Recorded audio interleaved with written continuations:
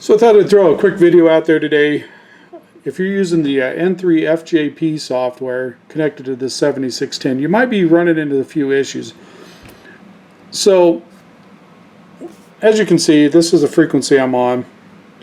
And as I change it, it doesn't show up on the software. Right here, it's just not showing up. And you can change modes, and nothing changes on N3FJP. Let's go into the N3FJP settings real quick. So you go into rig interface, and everything's set in here, and you can see it's getting data back from the radio of some kind, but it's not showing up in the software. And the goofy thing about this is you can make it change frequencies on the radio. Down here in the bottom right, you can enter a frequency in here, say 3.76 down here, and hit send. It changes the radio just fine. You can change the modes and everything. And this thing was throwing me for a loop. I could not figure out what in the world is going on. I mean, as soon as you change frequency, it does not show up in the software. It'll change the radio, but it won't read it back. And I've been chasing my tail for several days on this. And right here you'll see I'm set up on 00 for the address. And the reason for that, in the radio, if you go in here to connectors, CIV, and the USB port factory default for the address is 00.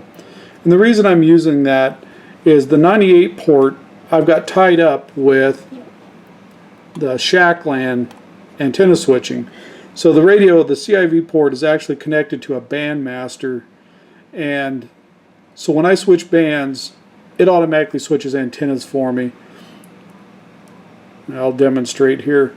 So say I go to 7 megahertz, this automatically switches my antennas for me. And so that particular COM port on my computer is COM port 3 right here. So if I don't use this control center software, N3FJP, you can use that same COM port and read the radio through the band master, and it works fine.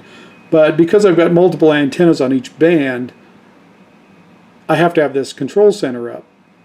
So I can't use that COM port. So I use the USB COM ports, which when I plug in, it shows up 2 COM ports. COM port 5 is the 00 address. And if you run into headaches with this, the other thing I found is this thing says that the baud rate for the USB is auto. I can't get it to work in anything other than 38.4. And I think I found it in the manual the other day somewhere to set it at that speed, but I don't recall where it's at. But if you set it on 38.4, it works fine. So I posted this several days ago to the user group, Scott's user group, the inventor of the software, and he got back to people, gave him some ideas, and then I didn't notice it. I think he posted this a couple days ago. I just happened to finally notice it. So his suggestion was go in and go back into here in this echo back for the USB CIV. Turn this on.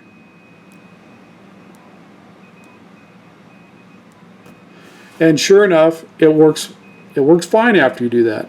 So it's a pretty easy fix for the problem. I don't know, evidently most of the other ICOM radios are already set up for echo.